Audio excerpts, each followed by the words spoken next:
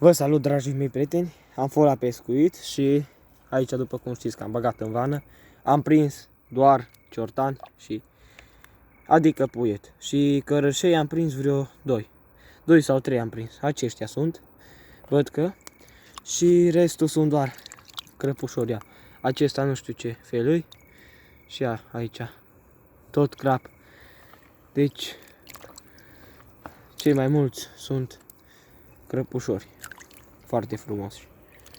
Pe câțiva cei mai mari am eliberat, așa că voi face o populare aici în vană. La acești crăpușori ciortănei. Opa! Sunt niște ciortănei frumoși.